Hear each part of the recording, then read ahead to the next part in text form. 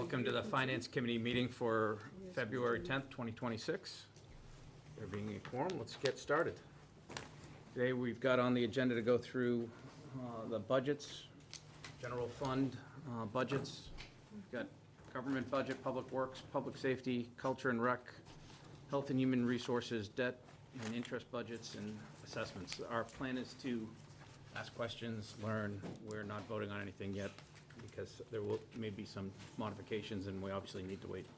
There definitely will be. Say that one more There time. definitely will be modifications. Okay, so. great. So I figured we'd just start like we did the last couple of years, and we'll start with the general government, and I'll call out the department, and if one of the members here has a hold, we'll come back to it. If not, we'll move on and go through. Does that work for everyone? No objections? So, Charter Review Committee, which is for $0. Assume we're okay there. Town Moderator, $0. Bylaw Review Committee, $0. Select Board for $68,047. Administration for $550,729. Finance Committee for $11,950.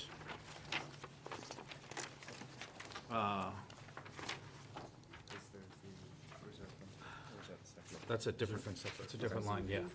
Yep, Reserve Fund for $470,000. Town Accountant for $347,715.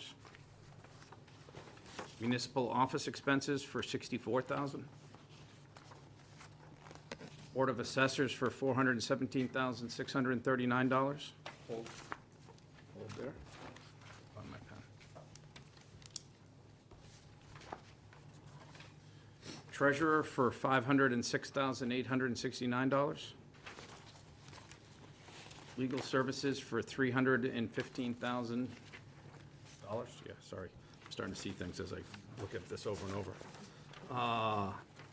Human Resources for $5,000. Hold. Information Systems for $404,750.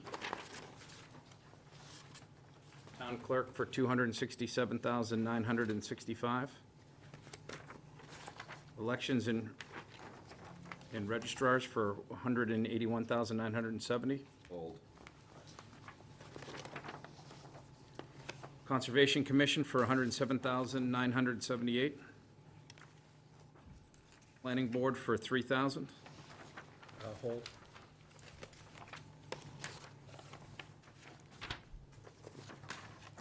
Is that Mark? Yeah. Just making sure. Zoning Board of Appeals, I knew there was missing one, for $1,950. Pond Management Committee for $0. Community and Economic Development for $260,000. Permanent Building Committee for $0. DPW Building Maintenance for $2,492,788. Town Report and Annual Audit for $72,750. Then Trust Fund Commission for $0. It's 450 in the book. Oh, sorry, I didn't go down, didn't go down far enough on the next page, thank you. And that brings the total for general government to $6,551,842. So let's go back to the first hold was on Board of Assessors. I was just curious about, I was looking at the expenses for the appraisal services, and I was specifically wondering where we are with the FY '26 numbers for the appraisal services, just because it seems like you budgeted the 54,000, but our trend has been half of that, so I just wasn't sure where we Most were. of our work is done in the springtime. Okay. I mean, beginning in springtime, March, April, May, and June. Okay, so then you don't know where you are yet, because you haven't Well- spent it. No, it's usually, that's when we do our building permits, we do that stuff. It'll probably come to that. So you're saying it'll come in line with what previous years were, or the? I'm noticing that your your FY '27 is budgeted at 54,000. Right. I'm asking about where you are with your FY '26 expenses. And if your work is coming up in the spring, you may not Well, we know. haven't really used much of our fiscal '26, And that's and that what will I'm be looking coming for. in March, April, May, and June. When the weather gets better, we can go out and do the inspections and the building permits and things like that. Great. Thank you, yep. Next was human resources. This is also me, and I guess, Jim, I think this was specifically a question about the part-time permanent, and I think I saw there was a director position under fringe benefits, is that, That's where it's always been. okay, Yeah. and that's, just confirming that, thank you. Election and registrars. You, Mark? Ron. Yeah, that Ron, was- sorry, Ron. yep. Everyone, this is Laura Banford, our new town clerk. She served as the assistant for, how many years, Laura? 6 years? 6 years. And so, welcome back, Laura. Thank you. Thank you. Two questions. The part-time temporary went from 12-1 up to 54-5. Yeah, so that's our election workers. So for this fiscal year, we'll have 3 elections. So we just need a lot more staff, early voting, in-person early voting, and 3 election days. So similar to where we were in FY '25. Correct, exactly. Yeah, it just kind of alternates every, And the security services and the postage is just because of the election security these days? exactly, yeah. We need, police officers at all those locations. They deliver ballots in the morning. So we need, again, it's 3 elections, so we just need them available for that. And then postage. Same thing. Same thing, exactly, yep. Thank you. Release the hold, Mr. Chairman. Anyone else on this? Seeing none. Planning board? Okay, actually, this and the community economic development go hand in hand. I saw that we eliminated the personnel from planning board and added it to Yeah, we can both do it. economic development. Is there a reason behind moving the personnel, or is it Yes, just? so I've communicated this with the planning board well before all of this. The general thought is our longtime employee, Kate Delaney, retired recently, back in November. There's a part-time person who's doing it full-time for now. And the thought is, right now, Kate used to fall directly under the planning board, which is an elected board, volunteer, just more or less putting under a department head. So we're just. So administratively, they'll have a full-time person to report to? Yeah. Okay, I release my holds.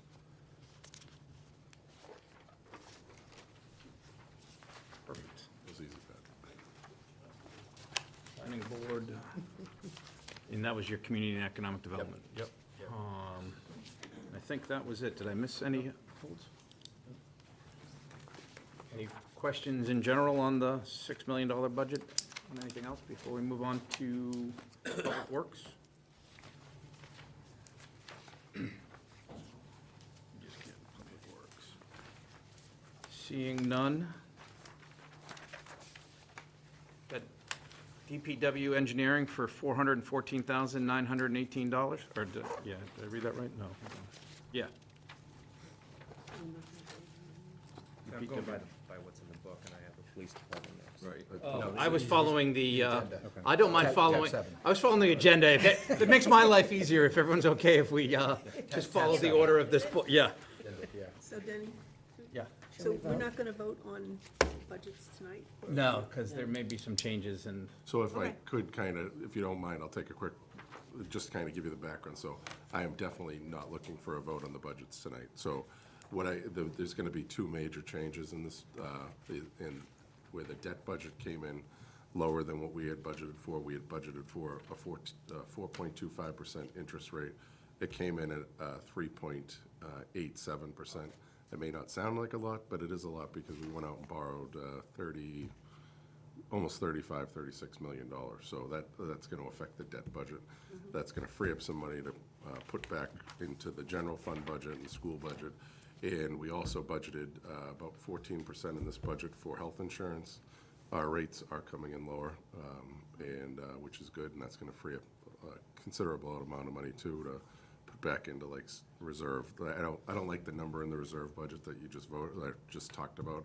I'd like it to be 500, but we're gonna be able to put some money back into these different budgets. And that's why it's gonna be not just one or two, it's gonna be probably close to 20 budgets. I've already started going back in and putting money back in there. So, through you, on the health insurance, what did you budget for, and what is it now? I budgeted for 14, they advised 15%, I budgeted 14% to Okay. balances. It's coming in at less than 10. I know that, they haven't given me the final numbers yet. Great, Yeah. right, thank you. Thank you for asking. So that's one of the reasons why I want to keep doing what we're doing. You can ask questions, but when I come back, probably in March, I'm guessing, I'll highlight the areas that I'm changing around to just call your attention to. You know, I called out police department overtime. I added X amount of $1,000 back into that. You know, you'll be able to see it. Thank you. And I know we talked about it the other day, but that, with that money, the reserve, I didn't bring it up at the time, but the reserve fund, pushing that back to 500 is the Yes. plan. Yeah, Which is that's great. one of the things I didn't want to do, but again, with this budget, I have to have this done by the first Monday in February per the charter. And, you know, it's just a draft which is in front of you. I generally don't like to go in and make a lot of changes, but I knew the health insurance, I was really hoping it was going to come in lower, so I knew what you did. Perfect, all right. So we're gonna just follow the order of the budget, and we'll go into public safety. So, police department, 7,601,534. Anyone? Fire department, 6,629,352. I'm just gonna hold on both of those for a quick question for Jim when we come back, so. Forgot, I can hold two. Inspectional services, 612,773. Weights and measures, 15,000. Emergency management, this is across, $28,766. And then animal control, $116,390. I'll just put a hold on that one as well. Total public safety is $15,003,815. I saw police and fire outside. You want me to ask the two chiefs? to Yeah. come in? You and Rich want to come in, just so they can quiz you both? Tag team it? Yeah, just, I know we're managing budgets. We didn't get to meet in the fall like we usually do. Just trying to get the annual updates on where we are on numbers of staffing, and where, and from both of you, so whoever wants to go first.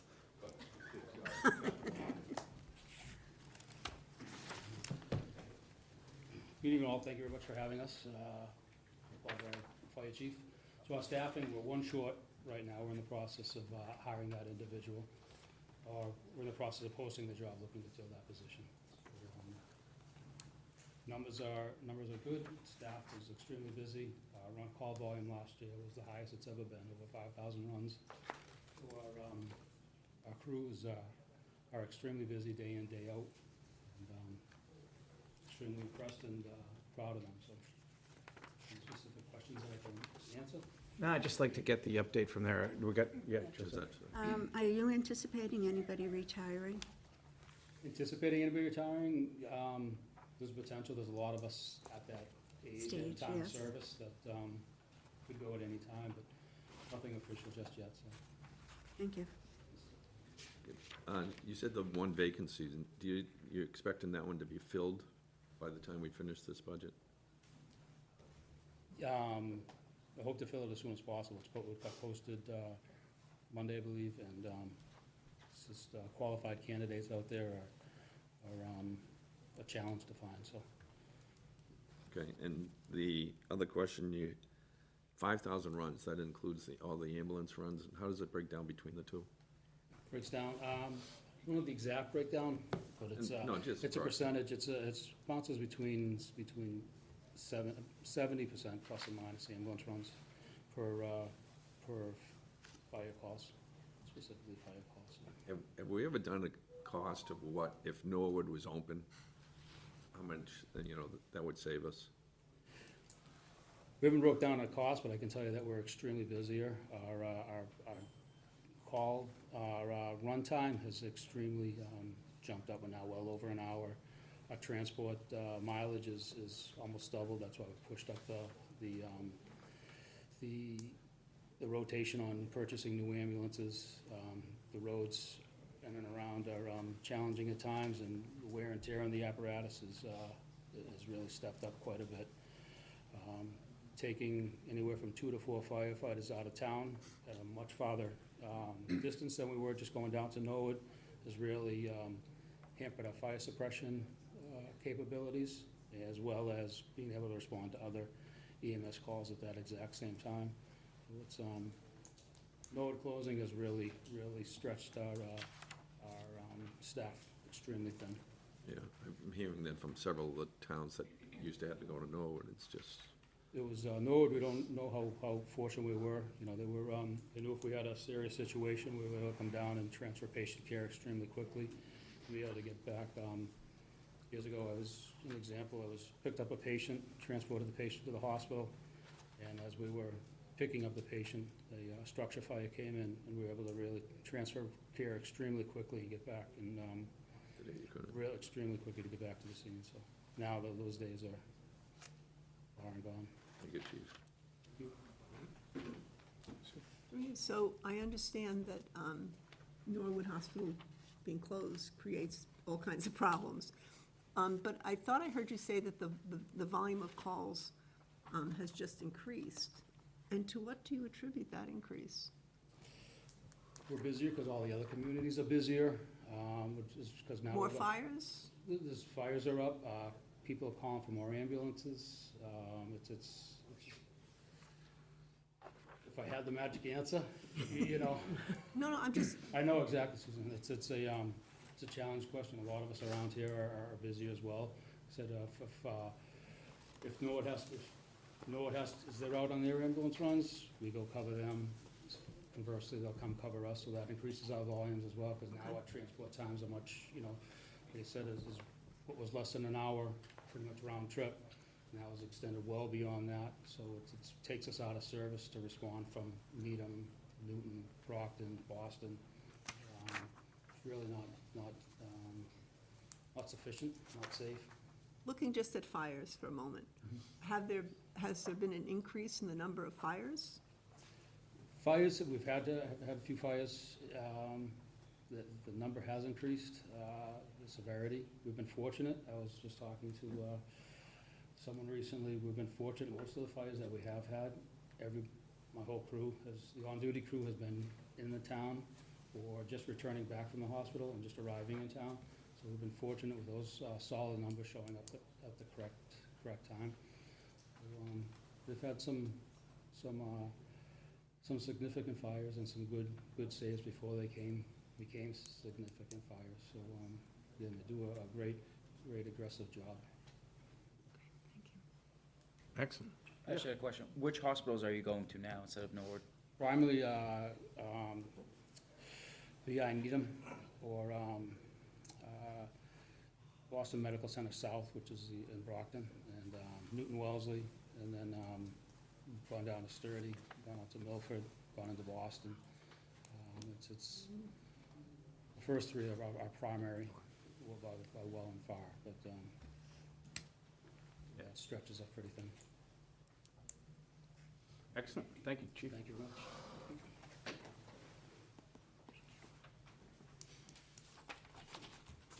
Just looking for the update, and then I'm sure that'll open up more questions. Sure, of course. Good evening, thank you again for having us tonight. So, staffing-wise, we're at 47 sworn officers. That's 45 that are on the road and 2 are in the academy right now. They just started in January. So that's just one short where we have been in the past. So we're in pretty good shape, really. Our shifts are running 4 shift, and it's increased from where we were in the past. We were able to achieve that number, which is a big deal for us. Equipment-wise, we're in pretty good shape. We got 2 new cruisers at the end of last year. You know, so that they're staying on the road, and now things are in good shape there as well. So our calls have been similar to where they've been in the past. We had an increase, it's like 2 years ago, I believe. I don't have the numbers in front of me, to be honest, but 2 years ago, we were really busy, and there was no rhyme or reason for it. It was just increasing calls for certain things, and we were a little busier. Last year, we were down a little bit, and this year's been kind of the same. So we're kind of status quo when it comes to a lot of that stuff. Mental health is still a big thing that we're dealing with, and Chief Barry says his calls are up, and transports, a lot of that is mental health related as well. So that's a big thing we're managing right now. So yes, it's kind of been a lot of the same stuff, but we're in pretty good shape. Things are going pretty well and very smooth. So. So you still have a mental health clinician We that do. works with the police department? Yes, Is that part of a grant? it is. Okay, that's consistent with the last couple of years? Yeah, everything's been the same with him. He's been a tremendous asset. Dylan's been great. He fits in great with us, and some of the stuff that, and we're dealing with an individual right now that was a regular caller to the station, was showing up at the station all the time, and they work with Riverside. His contacts within Riverside, which is he's embedded with them, so that access to those resources was tremendous, and we're able to solve a problem with that person and get them the help they need, and also take the burden off of the officers that are responding or dealing with those things for extended periods of time. So it's been tremendous to help with him on board to help offset some of the stuff that we're dealing with that. So yeah. Is there also a lot of training that the police officers are having with respect to this, in addition to having a clinician? Yeah, absolutely. So we were part of the One Mind campaign a couple of years ago, where everybody had to go to mental health first aid and eventually crisis intervention training, CIT. We trained top to bottom, with the exception of the 2 new people that just started, but every officer's been trained in it. We go to refreshers and research, and the mental health first aid class is a day, but the CITs are 2 weeks. So we host a lot of those trainings, which is nice, so they come to us, and the person that does it is a Brookline lieutenant who actually lives in town, so, you know, we have a good contact with them, and we make sure everybody's trained up on that, because that is a big thing that we deal with all the time, de-escalation, things like that. It's been really our primary focus, so. Yeah, not easy, but we're a whole lot better at it than we were probably 10 years ago, so. And then having Dylan on board makes it a lot easier for everybody. Thank you. Sue, then come Mark. Through you. Looking ahead, how do you anticipate the World Cup will affect us in overtime, and are you, Another question. strap yourself in, So right? we anticipate it'll be busy. We work closely with Chief Grace and Deputy Chief Noonan over in Foxborough. They've been tremendous conduits for us to FIFA and the craft group to ensure that not only the staffing levels that we have for regular games, but additional officers have been included in the funding that they're requiring that group to come up with. So Okay, good. what it'll look like, we don't know. The transportation plan is robust, and if it comes to fruition, it's really gonna be very manageable. It's just the ifs, you know, with public transportation, but a lot of that is gonna be people coming in on trains. The trains are gonna stay out here, so that'll alleviate cars off the road. Half of the sales for the games are corporate people that are through FIFA, so we're hoping that a lot of vans and things like that would transport those people instead of people coming in individual cars half hour before a concert starts on a Thursday night, which is usually where we see our major influx down there. And then the other half are sales, but the ticket prices are so high, I don't know what kind of clientele it's gonna bring, but the planning is really ramping up. You know, we've been very much involved in it. We actually sent an officer through FIFA over to Qatar for training. He's a member of the SWAT team, so he's an element leader with that unit, so he went over to bring some stuff back, lessons learned from past World Cups, and it's more security-related stuff. They're dealing with a lot of security issues up there. It's so close to the stadium that the watch parties and all that stuff, we're not gonna see that pop up here, we don't think, so that's a very good thing.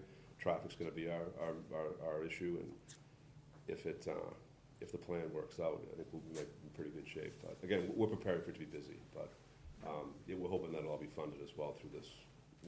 We're anticipating it will be through, you know, what they're asking that group to come up with as part of the permitting process in Foxborough, so.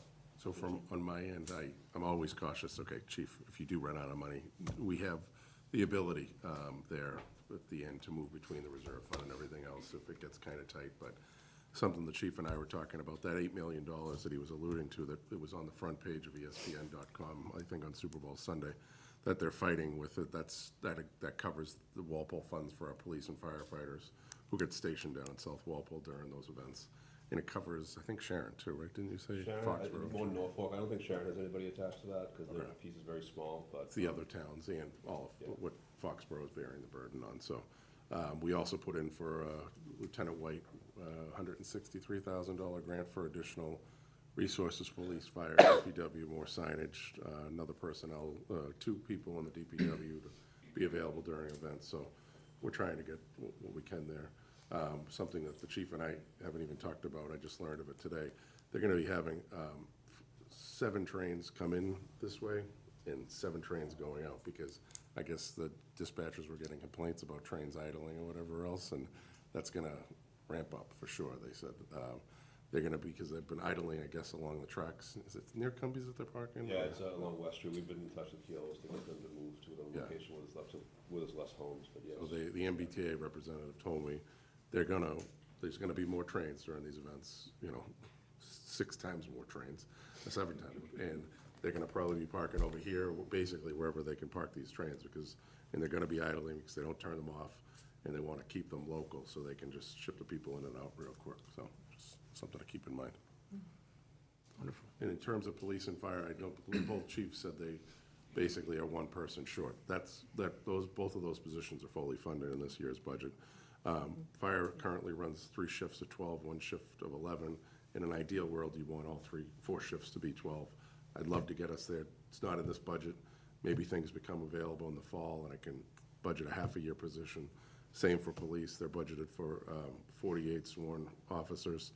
I think the standard always used to be 2 officers per 1,000 people, so that would, ideally, we'd like to be at 52 in the police department. Yep. Of course. I think maybe we'll get there if this new growth ever starts to come through for some of these projects that have gone through.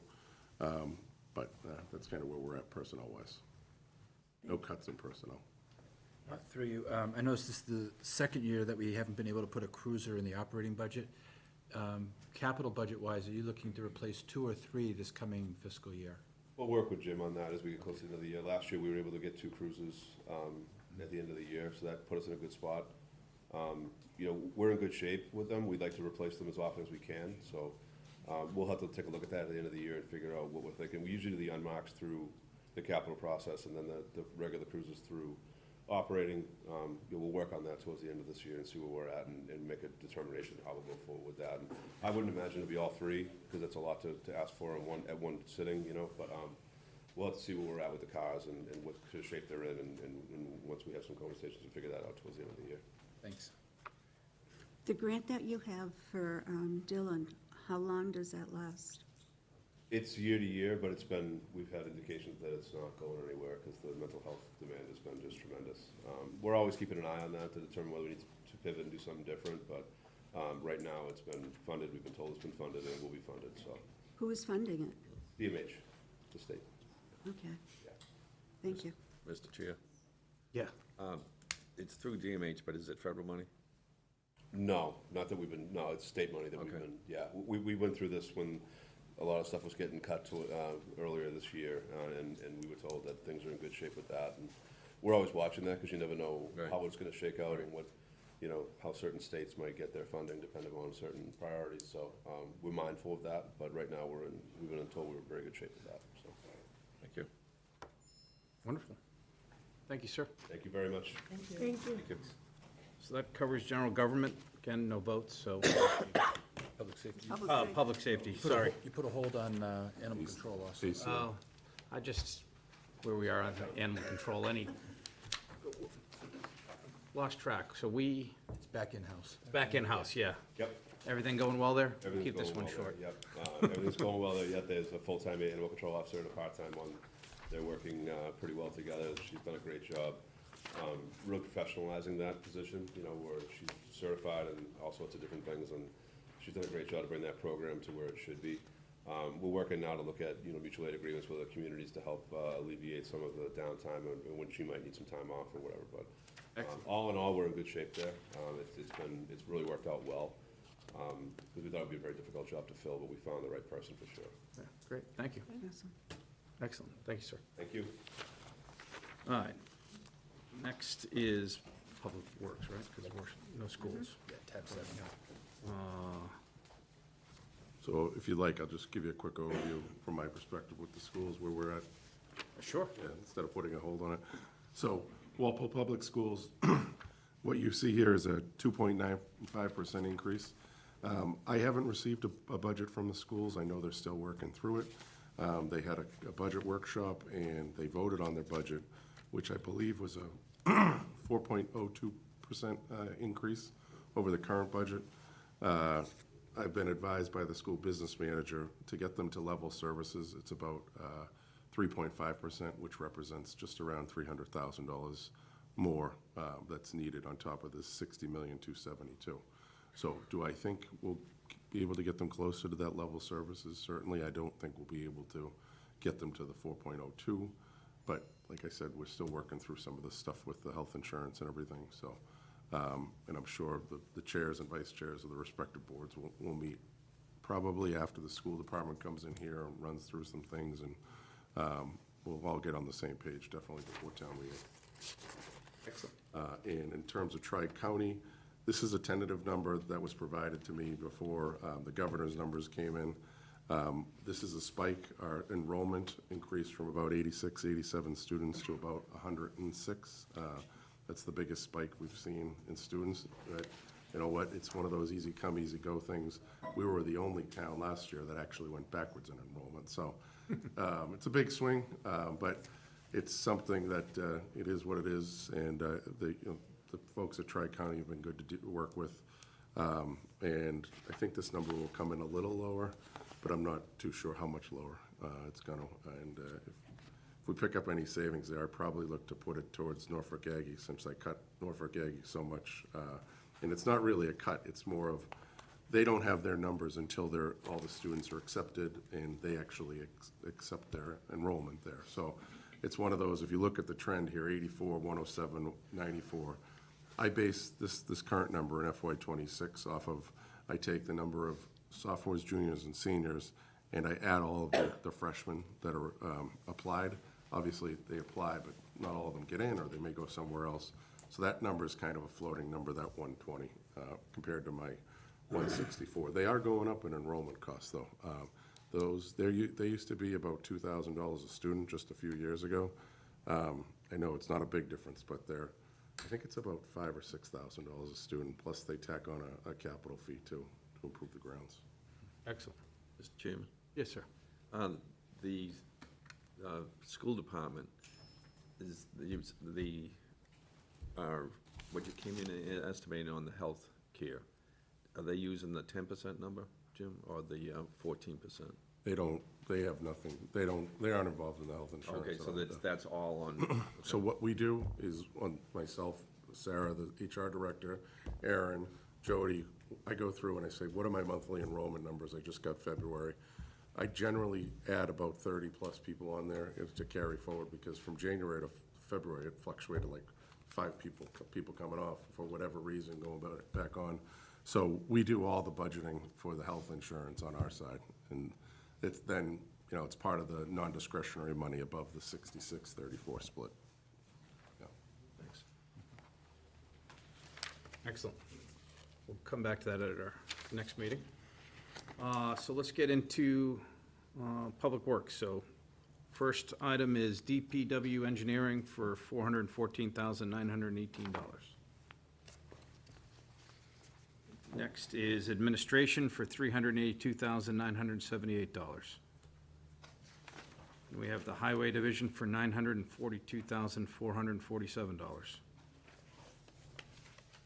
Snow and ice removal for $820,000. Hold. I knew so. Figured that was gonna be held. Sorry, Rick. Jim's money. Traffic control for $178,500. Solid waste recycling for $2,850,753. Is that Josette or? Josette, yep. Landfill maintenance for $0. Cemetery for $168,977. Well, No. 195. Well, Turn the page. Turn that page. Let me turn the page, to $195,207. And then vehicle maintenance for $569,747. So we have a hold on snow and ice and solid waste recycling. Snow and ice. Going on out there right now. Jim or Rick, so it's always what we put in the budget is the previous year. Given that what we put in this year is we've already eclipsed that, or we're close to eclipsing that? So right now, we're projected to be 80% spent after tonight's event. There's roughly 175,000 remaining in the budget. So if we get one more, we're gonna probably eclipse that, and that figure will be the figure rolling forward, is that correct? So the big We always storm start that with the previous year. so the big storm that we had, that It's like 60, 165,000. yeah, that big storm. So, and the salt prices have gone up triple. Have they tripled in the last few years, right? Double? 8% this year, $63 a ton. In comparison, it was $49.15 a few years back, so. So Rick makes a joke, it's Jim's money, because it's always nice, if you look at our past trends, going back to 23, 24, 25, we only spent 400, 320, and 630 last year. That was a nice add to the free cash there. I don't expect that we'll have that left from the 819 that's budgeted for this year. Hopefully, it won't be a negative balance. If it's a negative balance, what we'll probably do is covered under, I'm guessing, Article 2-ish, likely either talk to the Board of Assessors, see if there's some overlay available. We did set aside some money in free cash, or if some of the budgets, like health insurance, is trending in a good direction, maybe we move some money around there. Thank you. Good. Josette? Rick, how's the slurry working out? And has the cost of it gone up like everything else? The brine, we make the brine in-house. Wow, that saves a lot. Finance Committee, capital budget, and the whole process extended us the courtesy of providing us with the appropriation to buy the equipment to make the brine. So Drew and his crew actually just made it back the other day. And we make it in-house, and they applied it, was it this morning or yesterday? All day today. Hard on the streets, all the Yeah. lines. Sometimes it works, sometimes it doesn't. You don't know until you try. Thank you. Solid waste? Josette? Yes, the recycle, when are we going to get to the point, and we must be coming to an end with our contract, is it 5-year contract? Correct. Our 5-year contract is up next June 2027, June Okay. 30th. So have we gotten any further to having the An automated system. barrels? Yeah. Yeah, so the goal would be to transition to an automated system. I think in this day and age, you'd be hard pressed to find a hauler that would take the manual, because now they have the trucks that are capable to take the toters, so that would be the goal. All right, the goal, but what is the cost factor? So I have been working vigorously on an RFP. So ultimately, like right now, we have Boston Carding. It's not uncommon to extend a contract, but I think given the history with Boston Carding, it would be nice to see what else is out there. So a lot of the times with the toters, what they'll do is they'll incorporate the cost within the contract, so it's paid for throughout the contract, because it is a high-ticket item. And then what happens is at the end of the contract, the town would own those toters. So then if at the end of that contract, we choose to go with another hauler, we would technically own them, and we wouldn't have to go through that process again. Okay. So when there's always a timeline with all of this. Yes, so it gives me anxiety, so I like to be earlier rather than later. So we have the RFP drafted, so the idea is to have a review of that.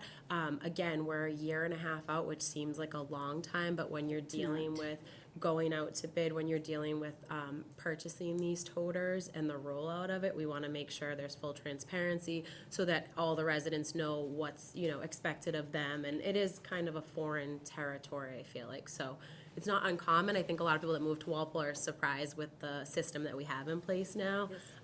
But there's gonna be a few that will be an adjustment for sure.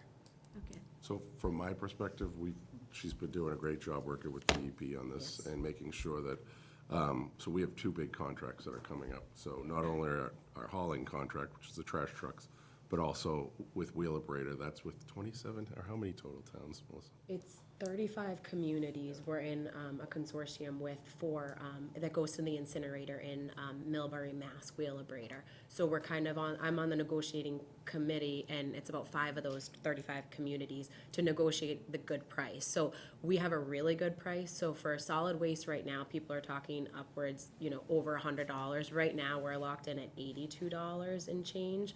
So the idea is we know we're not going to get that good of a price, but to get something better than what's out there, because if we band together the 35 communities, and then ultimately, if we switch with the toters, we would reduce the amount of tonnage that's collected at the curb, so potentially offsetting the higher cost per tonnage, reducing the tonnage accepted, where we wouldn't see a huge hit, hopefully.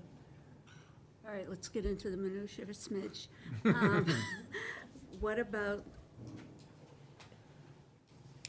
are they going to supply the barrels, or is the taxpayer going to be purchasing the barrels? Or is it let me give you an out, is it too soon in the process to be It's slightly considering too that? soon in the process, but I would say overall, our goal would be to have it incorporated in the contract, so it would be no additional cost.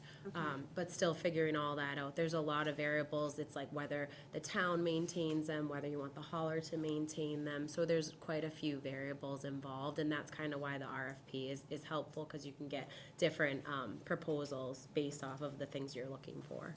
Thank So you. ideally, I know trash is sacred in Walpole, and, I'm not looking to make this as a revenue maker on this. I'd be looking to keep it within the budget for a family like mine.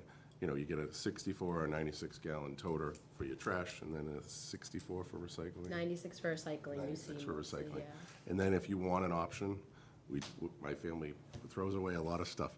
You can buy and you can somehow purchase another toter. I think that's kind of the fair way to do it. It's consistent with, our trash pickup here in Walpole, but if you go over, we should kick in a little bit, something extra for that. I know that's gonna be discussed at the selectmen's level, the select board's level. They're ultimately gonna be the ones who make that decision, but I've talked to them each individually, and they all understand. We were told when we last did this contract, the way we do trash here in Walpole, it's a dinosaur. It's extinct. We're one of the last few towns that have really do it this way. Woburn and Andover just transitioned this past June, and I'm sure we'll be in contact with them and other communities like them who, similar size, have gone this route, because it's going to be, like Melissa mentioned, a shock to some of the people. This is the way we're going to do trash going forward. Some people have the toters now. We just, it's just not built into our contract.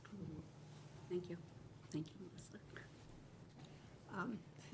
Speaking of garbage, so how is the composting program going in town? Is it, So the Black Earth composting yeah, is it program. appreciably decreasing our solid Well, waste? I think it's holding strong. I think, so for those that aren't aware, the Black Earth composting program, the Recycling or Waste Reduction Committee started it. So it's not a program funded by the town, but I do a sustainable recovery recycling grant that I apply for every year, and we're able to use the funds that we get for that to offset the startup costs for that, to kind of incentivize individuals to join. So we get those invoices, so that's how I can kind of tell that we are still getting people coming onto the program. It's not the whole community at all, but it's still there. And the Waste Reduction Committee meets monthly, and the individual from Black Earth is going to join our next meeting just to kind of discuss like maybe marketing techniques and just maybe best ways to get word out there for people that aren't familiar with it. Yeah, I think I've participated, it's remarkable how much, solid waste you can have composted rather It's than. a lot of end up in the weight in landfill. food, for Yeah, sure. right. It just, I think needs to be publicized more, so to your point about marketing. Yeah. Thank you. Of course. Keep the trash talk going. Yeah. Will the RP scope include any like large item removal, or is it strictly the Yeah, toters? yes, no, it would include that as well, because obviously that transitions with the toters that you wouldn't be able to fit the large items unlike Yeah. now, so that would include that as well. They come back around and grab any large items? Yeah, so kind of getting pricing, again, seeing what the haulers are proposing, and then seeing what would be allowed. So we have an adventure in this town coming up next year. I remember 5 years ago at the conversations that went on this. Yes. Excellent. Aye. No other questions? We're good for Thank you, Melissa. Thank you. works, $6,354,550. So, Board of Health? Hold there, sorry. Council on Aging? Veteran Services. Board of Health is $409,249. Council on Aging is $347,037. And Veteran Services, $138,223. Board of Health.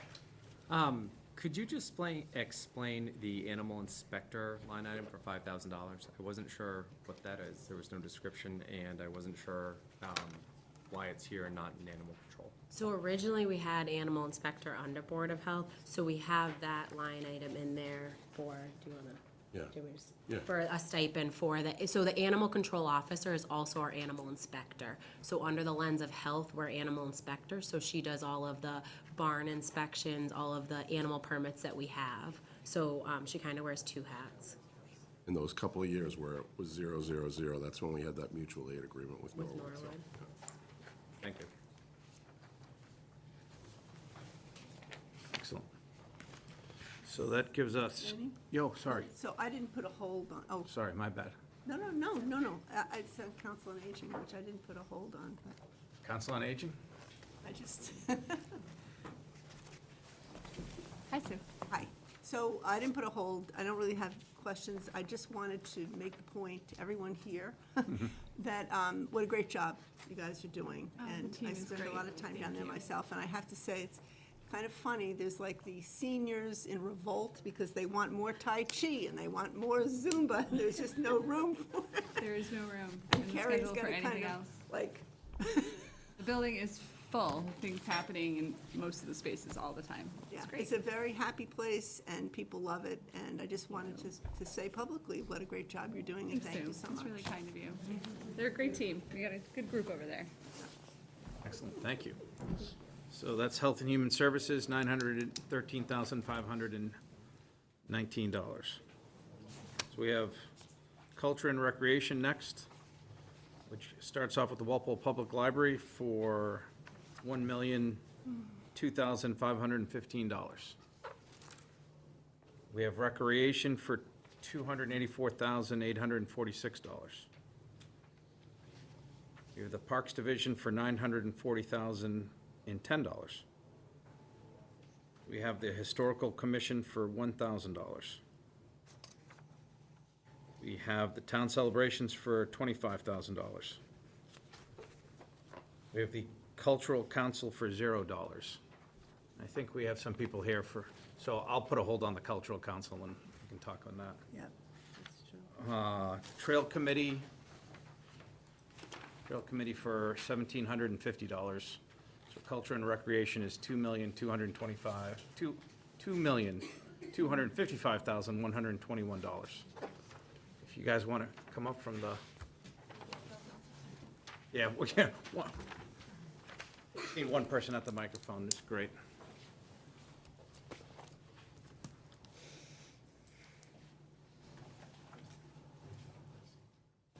Hi, everyone. I'm Sarah Carroll. I have some cultural council members here with me. I'm speaking on their behalf. And we just wanted to thank you for the opportunity to speak today. We sent a note regarding our request to reconsider the allocation of funds to the Cultural Council as part of the town budget. We're truly grateful for the past 2 years to have received $13,000 as part of the capital budget, which ended up doubling our budget and allowing us to expand programs for grantees, including musical theater, education, performance, serving the senior center as well, education in schools, and even a mural project this past year, so giving back to the community. And per the capital budget committee's urging, we applied for funds as part of the town budget this year, because we're not really a capital expense. And unfortunately, our request is not currently part of the budget, so we just wanted to come today and see if there was an opportunity to be reconsidered and answer any questions that you might have. So, does anyone have any questions here? And I may not be able to answer all of them, but I have members with me that have been on the Cultural Council for longer, so we'll do our best. So Jim, this has been funded through capital budgets for years primarily? Last 2 years. Prior to that, we never received a request, so in the last 2 years, we funded it through capital. So the issue comes is, though we're trying to allocate the full budget, if $13,000 comes to you, it's gotta come from somewhere else, which is, so we need to Totally figure that out and understand. work from there. Yeah. I will say, we will talk with Jim, talk with the schools, and see if there's anything that can be done before we do the final vote. I don't know if it's possible, but we can have the conversation internally. Yeah. Because you're right, a lot of the programs that they support are Walpole Public Schools programs, so we'll see. So let us work from there. Mark, you've got? Real quick, isn't part of your budget also funded from the State Council on Aging? From the Mass Cultural Council. So we get half the budget from the Mass Cultural Council. You're just trying to get the other half? The other matched half, by us. and we've Okay. seen over the past 2 years just increase in requests for projects, which is wonderful because there's community engagement and a desire to develop cultural activities within Walpole, which enriches us all. So we'd love the opportunity to meet those requests if we can, obviously within reason, because I know there's obviously a lot of conversation tonight about that. As we're going through the final, I appreciate you reaching out via email, and want to make sure you talked, and so as we're working with the schools in the town and seeing what the final numbers come out to, we'll make sure that we keep it in mind, and if it's something that can be done. The problem is if we fund it, it's got to be a permanent thing going forward as well, so. Totally I think that's understand. why it's easier to come out of the capital budgets from year, where if there's money, extra money. Is that what we've been doing? That's why we've done it that way. Yeah. Free So cash has been good. So, let us look. Basically, it came from snow and ice, extra money. Too much snow We this need to year. do a dance to get the snow to stop. Thank you so very much. much. Appreciate it. Thank you for coming. Thank you. So that is Culture and Recreation. There's $2,255,121.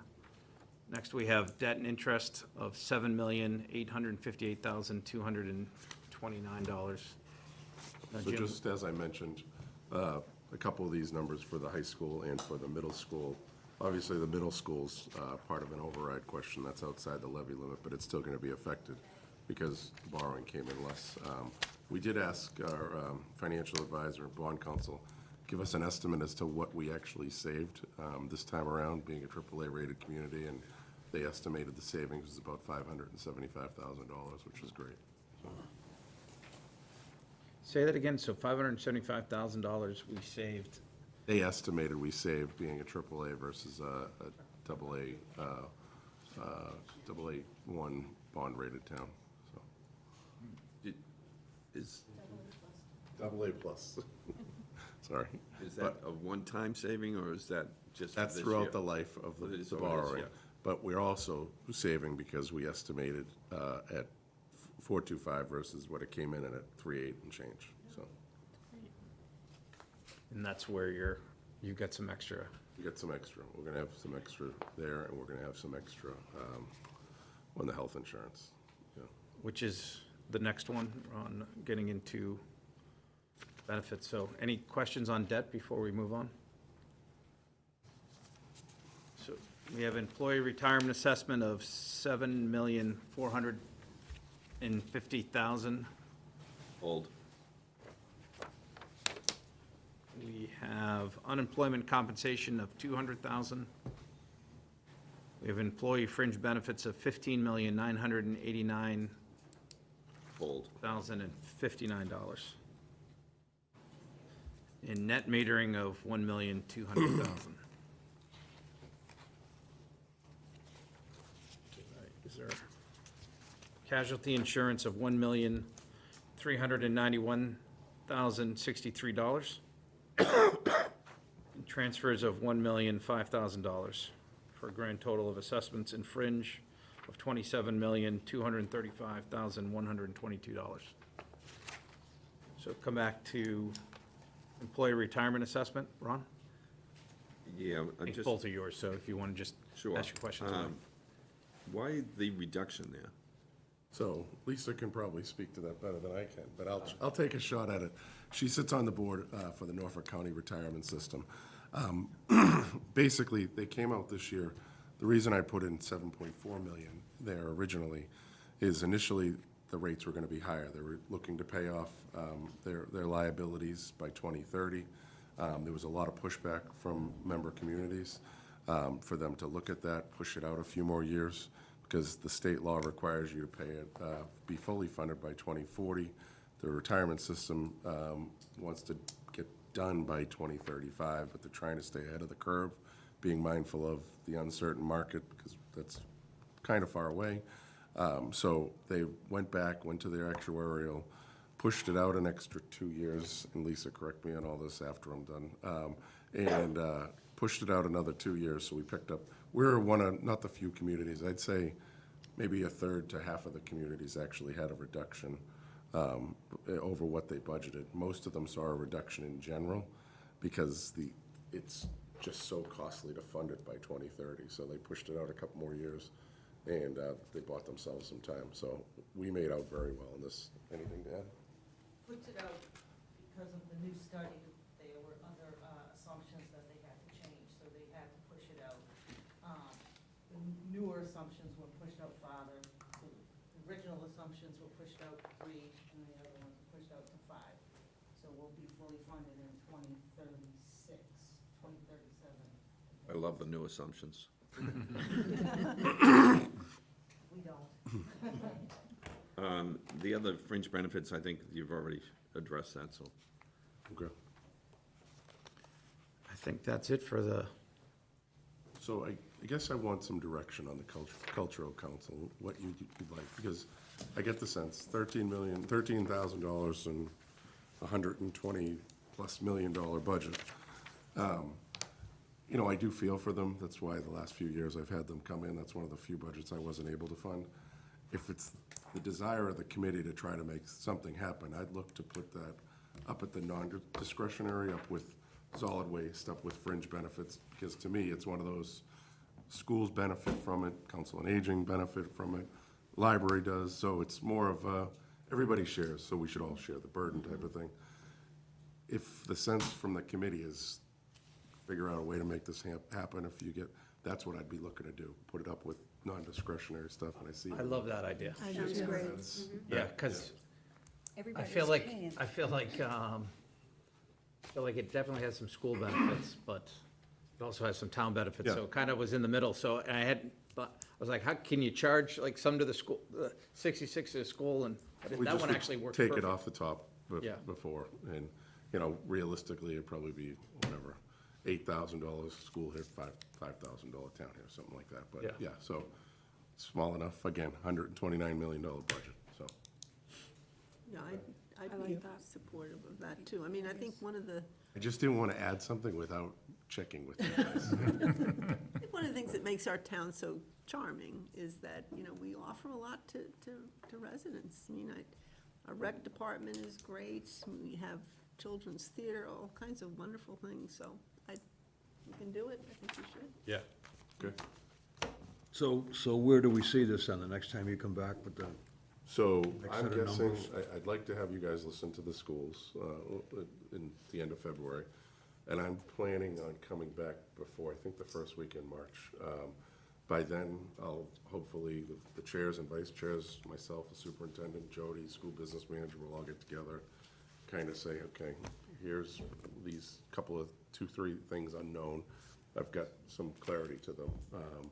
what do you think? Can we work through this? And that's what we usually do. And I haven't, it's been a very long time since there was kind of not agreement going on town meeting floor and coming into you folks, so I think we'll get there. Yeah. Okay. Excellent.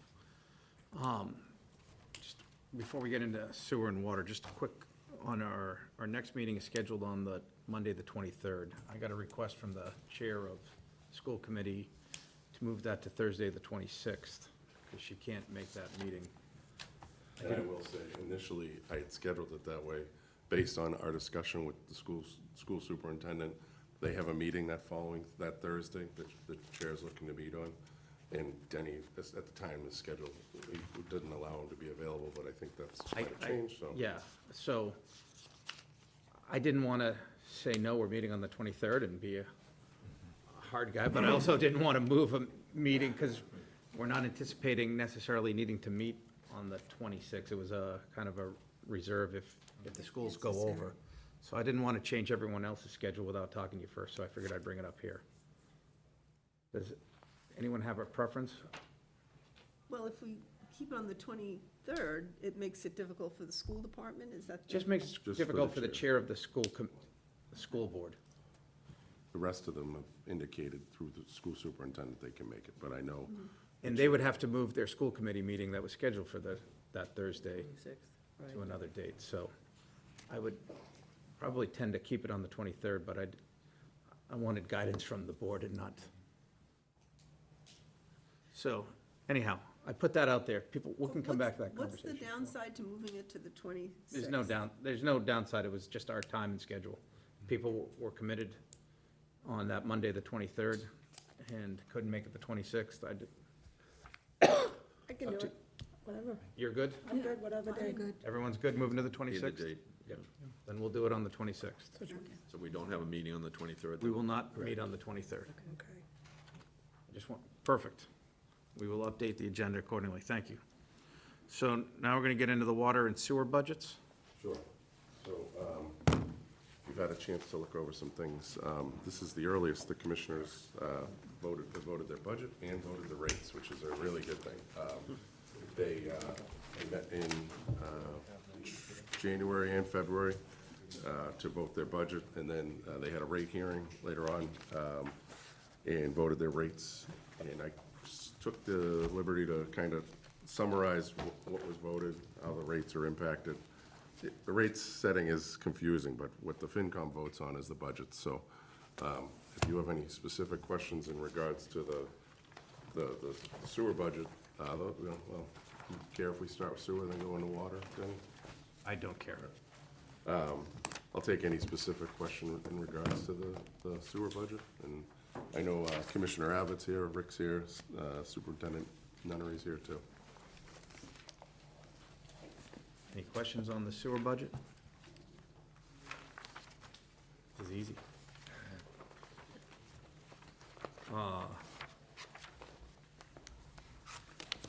Seeing none, we'll move on to the water budget. Any questions on the water budget? I just want to make a comment. Yeah. I think it was very helpful, and thank you, Jim, for working with them to establish a budget in advance of the rate setting, and then the rate setting, actually, Sue and I went to that meeting, and the rate setting was definitely aligned with the budget, which I think really benefits the understanding of the town. Yeah, it certainly does. There was a meeting last night with the commissioners. You may note here that only 3 commissioners participated in the budget process and in the rate setting process. The 2 commissioners who did not participate are not pleased. I think that's a nice way of saying it. And they raised some concerns. Why did they come to the meeting? I don't know, I can't speak to that. And, but they raised these concerns last night. I haven't watched the meeting yet, but Steve and Rick have filled me in, so. I don't know if that's going anywhere, but I just wanted to mention it, because you certainly never know sometimes. So, Can I ask a question off topic Yes, ma'am. with the water? Rick, specifically, with all the construction that is going on, that's on the books, does our water system, without the hookup, is it able to support all of that? To me, it seems like an awful lot to be asking of our water supply, but you're the professional. Without the MWRA hookup, Yes. yes, we would still be within our permitted volume. Say that again, Rick? We would still be within our permitted volume, even with those large complexes coming online. Wow. We've got a very good water system. I know we do, and I know we've got a great group of people, including yourself, that have been in charge of it for eons. But it just, our town is expanding so fast. Stuff that's already started, stuff that's coming on board, as Jim noted in his talk. But I really was concerned that part of the reason for going to So we do continue to look for other sources of water within the town. within the town. We know of 2 sources that are potential and viable. The MWRA connection is a known quantity of water, not really subject to contamination or failure of any sort, like a well. Over 30 years, 40 years, 50 years, the wells, they've outlived their useful purpose and they need to be replaced. That comes at a very large expense. That's currently what Steve's working on now. He's found 2 locations. He's doing 2 replacement wells under the capital improvements that was provided last fiscal year. And he's also found another site in the School Meadowbrook aquifer that's in between the 2 wells and the town forest. So, again, you know, there is water there, but the MWRA thing, quite honestly, it's, in my opinion, it would be a good thing to do. But I always say it's like Jarvis Farm, okay? It comes at a cost. Yeah. So at what cost is it, you know, and what value does it bring to the town? It brings a significant value. In the event that we have a catastrophic failure, we're looking at PFAS. Steve is well versed on that. He's right on top of that. And the PFAS plant that we're gonna need to build is $10.5 to $11 million. And it needs to be maintained annually at a cost of what, $600,000? $600,000 estimating annually. That's an operational cost, annually. So these are the things that need to be weighed during that, making that, you know, the MWRA versus additional wells. Thank you. So Denny and I met earlier last week, and he said, what do you think? What's going to be the big thing? I think the MWRA will probably be the biggest discussed item, garner the most discussion. And one thing that's I want to be clear on, there's no financial commitment at this time from the town. It's about, if it passes, we're about 18 months to 24 months from going to town meeting with a dollar in hand and saying, okay, we need $5 million to build a pump station. Here's how we're proposing to fund it. You know, the additional cost to the water to deliver it from Norwood to here is X amount of dollars. The plan is to have that laid out on the table for you people in today's dollars come March when you discuss this. I know the commissioners have expressed a desire to have an open house or some type of public hearing to discuss this. We'll give you guys the most up-to-date numbers, but you're not voting on a number. It's just, does the town want to continue pursuing joining the MWRA? Yes or no? You might remember back in 2018, just before COVID, that question was on the warrant article, and this committee recommended no action, basically tabled it. So it's come back up because, one, they waived the fees to join it, but there are other fees associated with it. And PFAS is obviously on our radar now, but at 10.5, 10.2 now in today's dollars, when that comes to fruition, it's probably going to be closer to 15 the way everything's going up. We joined a national lawsuit. Well, we're set to receive about 4.2 to 4.8, somewhere in that range, $1 million of that. We've already received about 2.8-ish.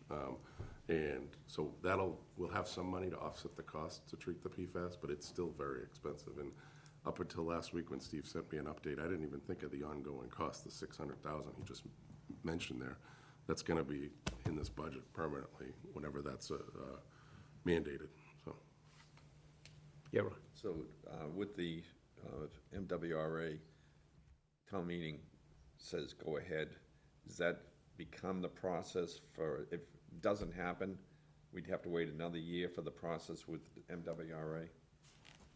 No, I think if it happens, we have to go get special legislation from our state delegation, and it just continues to work itself through. We're working with Weston and Sampson. So I don't think there's a cap on it. If you're saying is it only good for a year? I agree. I think that's the beginning point, Ron. Authorization from town meeting to enter into whatever agreement you need to enter into, whether it be with the MWRA, the town of Norwood, DEP, whoever it may be. That's just authorization, as Jim said, no dollar value. But there was a discussion in the couple of meetings that if we don't do this, then the MWRA just saying, we're shutting the door. Is that true? Yeah, Bill, you can speak to that. One of the things that, to join the MWRA, there's a number of things, and one of them is to get the approval of town meeting, as well as the legislature, the governor sign. So if the town meeting says no, you haven't met one of the criteria, and the game's over. So really, we need town meeting to. Right. Yeah, town meeting approval just gets us to move to the next step. Right, right. It's 2 years before we have to pay. Like Bill said, if town meeting says no, the game's over. Yeah, it's over. Yeah. From town meeting approval to the submitting of the application, how long does that take? So we're looking at, going fall 2027 for the appropriation for the construction. Okay. So the permitting process is lengthy. I think the longest one was what the legislative action. It's about a year to year and a half. Like a we're year expecting. for that. Okay. And we can't actually put the application MWRA in until we have that approval. So it's, we meet milestones and the application actually gets submitted. Sue, did you have a question? Two questions. So if town meeting votes for it, we're not necessarily committed to doing it. It just gives us the ability to get started if we decide to go forward. Continues the process. Continues the process. And it also doesn't guarantee that the MWRA is going to accept us. Okay. There's interbasin transfer, there's a number of issues. They want to sell water, so that's in the favor of us, them accepting us, but there are other hurdles. Right, there are steps. Yeah, I can't believe that the MWRA would make a community go through all these steps and then say, No. Well, my other question is, so in weighing all the factors here, you're talking about the PFAS, so that's clearing our water of these, the PFAS, right? So if we go with MWRA, what happens with that process where we're dealing with the PFAS in our water? Are we doing both together, or are we just gonna forget about that and go with MR? The treatment plant that has the PFAS, the Delaney plant on Washington Street, it's capable of pumping quite a bit of water, 2.5 million gallons per day. The plant needs to be treated for PFAS to continue to running. So we would have to deal with the PFAS no matter what. The MWRA won't supplement that plant. But to follow up, you said there's a continuing cost with the $100,000 a year. PFAS. Yeah. So that's just sort of, that's gonna happen, I guess, no matter what we do. Am I right? There will be an O&M cost associated with the PFAS removal. If we do pump the plant less, take more MWRA water, it will scale down if we remove less PFAS. Is that so to answer your question, so yes, the PFAS plant would be constructed. I think you just have to keep in mind, on the average, we pump around 2.3 million gallons a day. The MWRA at most is gonna supply 1 million. So there's always gonna be 1.3, and as the town grows, that's still gonna come within the town and has to be treated, for PFAS and, iron and manganese and all the other things. So the MWRA is purely supplemental. Got it. Okay. But don't we look at the MWRA as almost like a warranty against what we currently have? Yes. I remember we had that discussion, a couple of select board members brought it up at the last meeting, that it's a warranty against what we currently have. And I personally don't understand what we currently have. to be honest with you, to figure out, what are the age of the wells? We know, I think, Jim, you said the average age was like 37 years or something like that. Sounds about right. How many of our wells are going down in the next 20 or 30 years? How much is it gonna cost to replace those wells that do go down? And is it worth it? And the other question I had was, we have a pass-through cost from the town of Norwood, is that correct? Yes, What keeps Norwood from raising that pass-through cost? it'll be the intermunicipal agreement, the local agreement. So we're gonna have an agreement with Norwood, rough numbers, $250,000 a year. And I'll be sure, that's for the infrastructure improvements. And as part of that agreement, we're gonna build in whatever they call the wheeling cost. They'll charge us X, whatever X is. Okay, not that I don't trust the good people in Norwood to raise the prices without us knowing it, but I'd like, yeah, I didn't know there would be some kind of an agreement that keeps us on balance with that kind of stuff. But personally, I'm just not comfortable with what we can currently do versus why do we have to buy this warranty? It's the same thing like when you're buying a warranty on a car. How old's your car? How many times it's broken down? That's just the kind of information I'd like to understand better. Bill's gonna tell you. We have 10 sites where we have wells. 8 of them already had to have a supplemental well or a secondary well or replaced. And at this last town meeting, we took care of the other 2 sites. So it is something that you have to be concerned, and I know, Steve, you mentioned that one of the supplemental wells is not performing. And my question is, well, can you do a supplemental on a supplemental? Because one of the advantages of supplemental is you don't have to go through the new site process, because they assume that the site is basically the same, but now you'd be moving it further away. So it is something that has happened, and just recently, at the last town meeting, we appropriated that money to take care of Washington 5 and 6. So you say 10 sites, but don't I remember the number of 18 wells? So That's there's right. multiple wells at different sites, is that how it works? Yes. So they originally, they all had 1 well, with the exception of one in Napontet, that was started out as 2. But just to let you know, this really does happen. There were 10 places where we put wells, and we have 18 right now. Forgive my ignorance on this, but how much warning do we get if a well is gone or dries out? It doesn't really dry up, it just. For non-performing, yes. Yeah, you're always drawing material in, and then you clean it. But you're always drawing material in, and it just, over time, after cleaning The it. operators check the capacities of the wells, weekly, Steve, or monthly? Almost daily. Yeah, the specific capacity, so they know when it's dropping down. Okay, so you could show up on Monday and, you lose a well. That would be very rare. I only remember one condition where it happened in Washington 4. One time, all of a sudden, it started producing silt, and it had to be stopped, or it would have taken out the entire Delaney plant. And it happened in July, absolutely the wrong time to lose a well totally. And in the fall town meeting, money was appropriated. In the winter, we put 2 supplemental wells, and this next spring, that was how we went from one of those wells to 2 wells. Something like the situation that you just described would be more of a pump type problem as opposed to the well. But we never actually lose an entire site, we only lose the individual wells, is that how it works? You say you have 10 sites, so do we lose like 1 and we lose 4 wells at the same time? How does that work? The sites are the wells. Okay, we have 2 aquifers, School Meadowbrook and Pike. Yeah. Different sections of town. The sites are 2, 3, 4, 5. It is scattered amongst, through the town forest and in and around the DPW. Yeah, One right. goes up in the other. Yep. So each site, Washington 2, for example, has 2 wells, 2A and 2B, 3A, 3B. So site-specific, we have the 2 wells. The well numbers are the sites, so it's not like we have sites all around town. They're pretty condensed. I got you. Okay, thanks.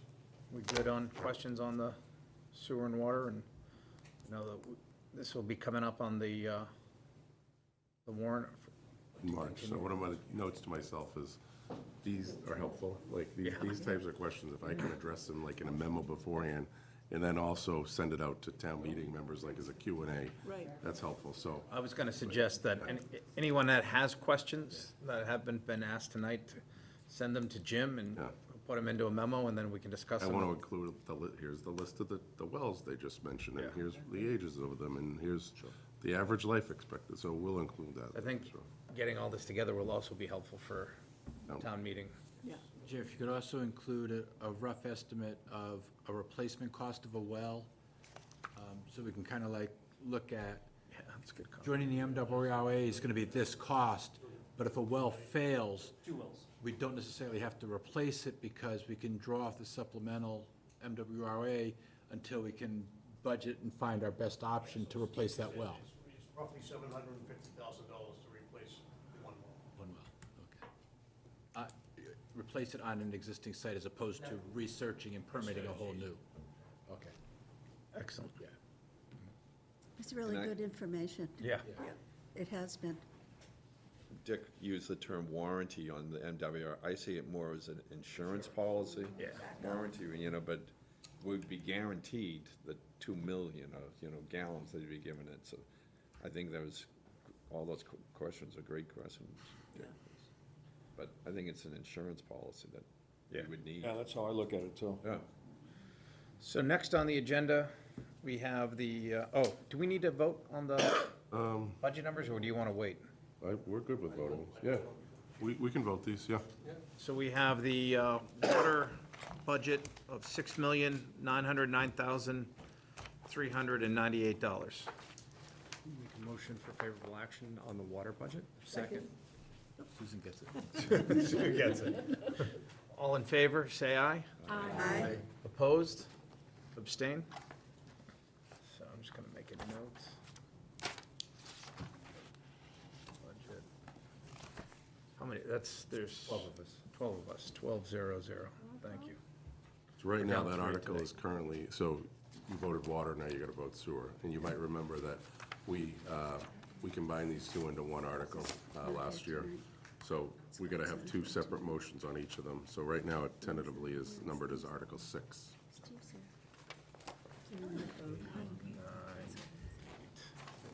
And then the sewer budget is $6,812,732.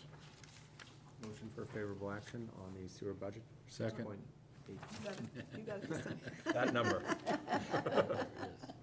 12732. All in favor, say aye. Aye. Opposed? Abstain? Oh, there. 1200. And that will be, what did you say, Jim? It will be Article? Two separate motions under Article 6. It's currently numbered as Article 6 in the draft. So, Perfect. And speaking of articles, so town council's done her review of the town meeting warrant. We sent it to her about 2 weeks ago, so we should have it back. I'll ask Aoife to reach out to her, but on my next memo, I'll give you all folks a draft copy of the memo, of the warrant articles, so. Gotcha, thank you, sir. Go through zoning? So, I Jim assume- Crowley and Pat Duchesne's both here. I asked them both to attend tonight. The planning board has not scheduled their hearing yet on these two articles, but I figured come in, give you a brief overview, and they want to come up. And we're We- tentatively scheduled to discuss this again at the in end of March, 26th or something like Yeah. that. There are 3 zoning articles total. One's a citizen's petition. And I believe Phil Mackey's sponsoring that on behalf of one of his clients. And it's to rezone that area across from Jones's Place off of Route 1A, where that Bronco dealership is. He sells the old refurbished Broncos. Oh, yeah. From what I'm told is, he bought the land up in back of it, and Jim, he wants to zone it so he can expand his business there, right? Yeah, it's the buffer. Right now, he abuts RB, a district zoning line, so his buffer's 40 feet off his fence. He bought the neighbour's property, that gives him the 40 feet, so his buffer steps back in, so it gives him more room to manoeuvre around the building and add on if he wants to. So it's pretty much an easy, it doesn't really impact anyone else Anyone around there, else, no. so. But that's a citizen petition, we'll have that first, probably But it filled. changes it from being a residential tax base to a commercial, right? Yes, that section of the land that was bought off the neighbor behind. I like that. All right. So, this is kind of back to where we were back in the fall, continuing the process of updating our zoning bylaws. Two articles that we're bringing forward dealing with section 5, which is our use regulation section. We broke it down into two articles, being one is that use table, that all those pages of explaining obviously certain uses and where they're located throughout the town, and then the other article deals with the remaining sections of our subsections of section 5. Arguably, I'd say this is probably one of the more complicated sections because it kind of ties into everything. So a lot of the changes that go into it, we need to make sure that we're correcting references elsewhere throughout the zoning. But it falls along lines of a recodification process. Updating the language to be consistent, trying to simplify terms or better define terms. So a lot of the changes go back to our definition section. That section itself will also need to be updated, but some of the terminology specifically for like industrial, for example, there's very in-depth descriptions of certain uses which can be better summarized as manufacturing, and then updating the definition for manufacturing. So it's more of a way of just if you're a developer or even a homeowner looking through it, it's a little bit more direct. And so that's kind of the thought process there. Obviously, there's a lot of changes, and I'm sure you don't have to go through line by line, but I will if you want me to. No, I want to start at the top. But really, I mean, the group that looks into this, I mean, it's a lot of back and forth discussion, and I think some of the changes here, they're certainly substantive, but they're nothing that's going to be trying to be some major upheaval. Really, mostly, there's a few areas where we have certain uses that are further regulated within the table, which it's usually better practice to have those either referenced within a footnote or have call it like a special use regulation. So you'll have a kind of a simplified term, and then you'll have defer to subsection, yada yada, and then that's where you'll have your terminology. It's almost just a process of cleaning up the table so it's not as busy. There's a few other things, particularly with like mixed use. So mixed use, which is our commercial, first floor residential, the floors above that. That's been something that's been brought to our attention. So wanted to get away from that because that seemed to be a little bit open-ended, and so tried to strike the balance between putting in a whole comprehensive zoning change and then really trying to have it be more prescriptive. So commercial space that was just used to justify the residential. So that's something that I think that has been brought up in the past couple of years. So we're trying to adjust that within these changes. If there are any questions on that, we'll keep rambling. Any questions from anyone on? So on the last of the commercial use, so one of the developers here, that it seems like every commercial space we have in the newer developments, they're all vacant. Yeah. So if they want to move to change this will make them allowed to change it easier? So for new development, what's permitted is permitted. So it's unfortunately one of those situations, it's a little bit after the fact. But obviously if new development were to come in and this bylaw would pass, you would, in theory, have more, I guess, usable commercial space. We put a minimum of 30% of the ground floor area. So in that situation, you could also utilize the rest of the ground floor for parking. So you would have, you would avoid sprawling parking throughout the remainder of the lot.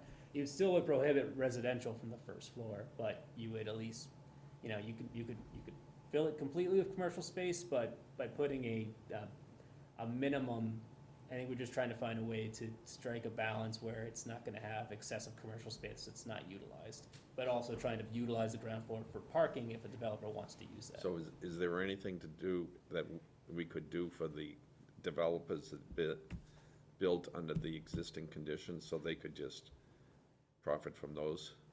No, unless they want, I Because mean, it looks, yeah. I mean, not just for them, when you're driving down, you see this open space, drive down a little further, there's open space, you drive down a little further, there's open space. It's not a great look for the town that there's vacant space too. Yeah, I mean, that, I think it would be finding a new use for that space. I mean, what this would be more or less is if you were gonna reconstruct and utilize parking on that floor, whereas if it's already built, it's, a change would hypothetically be allowing residential, which is a whole different thing that we wanna kind of keep. It's a separate use than what that we're trying to regulate. Other questions? And we will be discussing this again. So, planning On board the actually, 26th is our date, depending on when the planning board or the zoning board meets. so, yeah, planning board is, I think they scheduled it for March 19th. So that's their second meeting in March. That works out, timing-wise. Excellent. Yeah, March 26th. So we have plenty of time to read and get caught up on all the zoning details.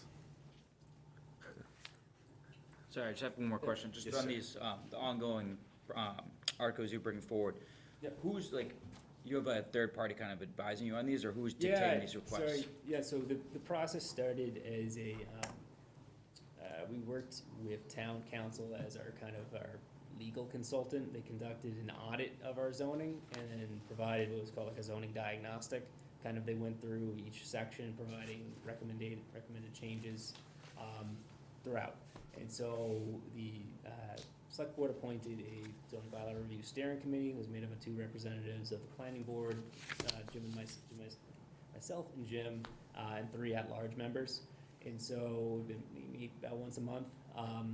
Back in, I think it was spring of last year was the first time we brought articles forward. So it's been kind of a phased process. Just there's 16 sections of the zoning, and didn't want to come forward with a 200-page article.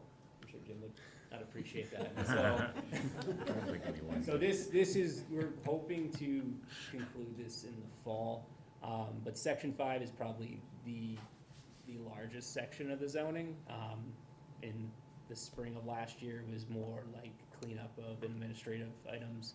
And then in the fall, we had some more, we developed dimensional regulations, parking regulations, non-conforming uses. And so use regulations is probably the more extensive section of zoning. Perfect. You put an awful lot of time I know. into this, and it's appreciated.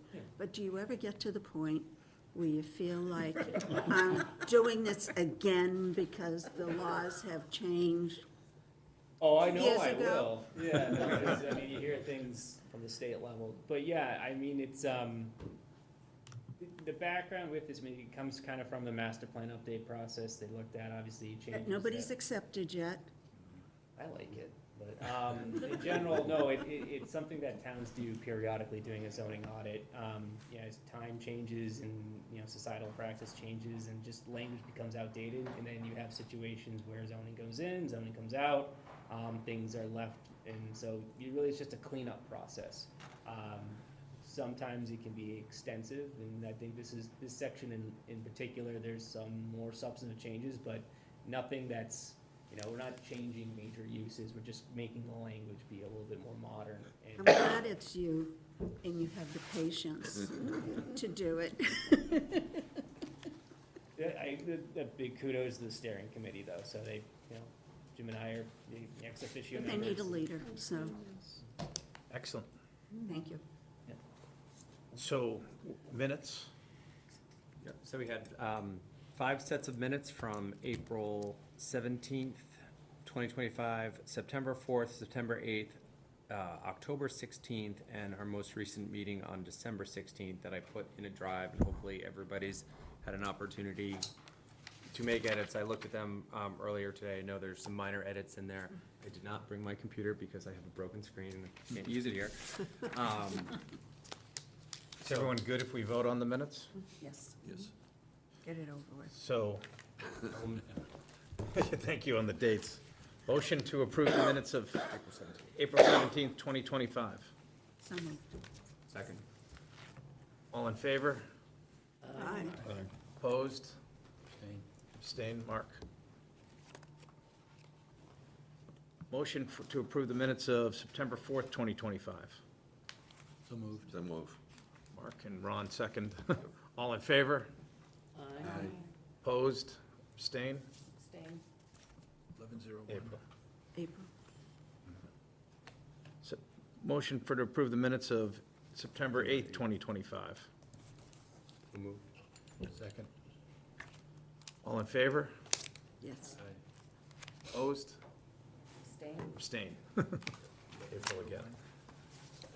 Motion to approve the minutes of October 16th, 2025. So moved. Second. Mark and Josette. All in favor? Opposed? Abstained? 12-0. On December 16th. Then motion to approve the minutes of December 16th, 2025. So moved. Second. All in favor? Abstain. Abstain. I think I'll abstain too. No one's opposed, right? I forgot to ask that question. We're good from there. Can I just ask one question? There was a September meeting, right? September There were 9th? two, September 4th and September 8th. 8th. Can I just abstain from that? I wasn't here for that one. I just remembered that. Yes, ma'am. Thank you. No, the vote's done. You're done. Sorry. Anything, any other topics tonight? Yes. Yes, ma'am. Housekeeping. So I've asked this before. Many years ago, we used to have a list of everybody on the committee and their contact information and the length of their term. I think it would be really useful to have. I don't know who would be responsive. Town clerk usually generates that for us. We can get that. Yeah, I know we can, she keeps a running spreadsheet of Yeah, I mean, it's her just and Liz and useful Laura. to Yeah, yeah. have. Right, So, Jim, you can We'll have circulate it someone out. yeah. do that. That would be wonderful. yeah, great. Contact info and term. Yeah, we used to have them, you know. Do you want to schedule a meeting or a time at a meeting to review how tax rates are set? There was a question that was. I know there was the question, there was a, I'll leave that up. So I am in the process of preparing answers to all of Ron's questions. Oh. And I actually drafted it, sent it to Jody and Dennis and Lisa today. Dennis got back to me. I'm gonna have a response for you guys, I would say by the end of the week, just, so you have it, and then if you wanna discuss it in a meeting, you're more than welcome to do so, just. Yeah, I mean, mainly I put that out there and I'll tell you what, let's add it to the agenda for when we actually vote on the budget. That is the 3rd of March? If I Or remember. on the 26th, since we moved the school thing from the Monday to the Thursday. I figure, well, the schools are here, we'll talk to schools, and then we've got Jim, we're gonna make the final review of the budget. March 3rd. March 3rd is, So are we still gonna meet Monday, the 26th? wasn't gonna meet Oh, on Monday. okay, all right. Monday, the 23rd. Monday, the 23rd, we weren't gonna meet. Okay, all right. It's going to be the Got it. 26th. Yeah. Yeah, so right now, we're meeting the 26th, 3rd, Okay. and that's it for now, and And then then, March 26th again. The 26th of March, and then the public hearing's the 30th? 30th, Yep, yeah. okay, April, yeah. got it. Excellent. All right. I mean, my 2-minute spiel, it was one of those things that I haven't, especially this time of year, the tax bill's coming up and they say, what are you people doing? People always. You know, the budget goes up and then my taxes go up 10% or whatever, you know, how can that happen? So that's mainly the reason I'm asking the question, because I get tired of trying to explain it to them, so. Fair enough. I greatly appreciate it. Does there ever come a time, we're in our 80s, we've been paying taxes here for 60 years, that you'd no longer pay taxes? Yeah. When you die. Other than dying. Oh, even when you're dying, you still might be Yeah, paying. you still might have to pay Yeah. taxes. Yeah, that's a very true statement. You pay, depending on where you are, you could pay a lot on your right. death. I was actually surprised that my third quarter bill was lower than my second quarter bill, because the second quarter was estimated. But I went and looked, when they published the assessments, I found out my house was assessed lower than basically anybody else on my street all of a sudden, where it was get it on record. higher. So it's like, it's the type of house and assessments and so on, that does play into it. Excellent. Yeah. Well, I'll tell There's you, nothing else? Do we? I just want to Yes, ma'am. complain about something that's got nothing to do with anybody in this room, but the town, I've a place on Cape Cod, and now what they're going to do is tax part-time residents more than Yeah. year-round residents. Wow. So the problem is you can't vote there. Yeah. So it's talk about taxation without representation. They're like, What's the We keep- basis? I've been that way forever. I don't live there year-round, so I can't vote. No, but what's the basis of, Because she can't vote, she can't There's- complain. no, but what's the basis of that you're gonna be Increasing. charged different because you're, you know, a The part-timer? theory is that if you have a second home, you must be so rich that you should be I supporting think the. there's legal, I mean, I'm not an attorney, Well, but it certainly sounds like there- there's legal There's a challenges. state law, it's the residential tax exemption. And so when we had the legislative breakfast, I got my letters in hand, but what makes it even worse is that if you're part-time, you're using fewer services. There is a way that they can get around that, where it's section 53D. It's something I brought up with Ron, with one of the former Board of Assessors a long time ago, but basically, the Board of Selectmen can set an exemption rate for owner-occupied residences, but the definition of owner-occupied means you need to be there over 6 months of the year to be owner-occupied. Right. So if you're secondary home, if you're not physically there for 6 Well, months that's in what a I'm day. talking All about. right, tell you what, I'm gonna get a motion to adjourn. Motion to adjourn. And then. All in favor, aye. Aye.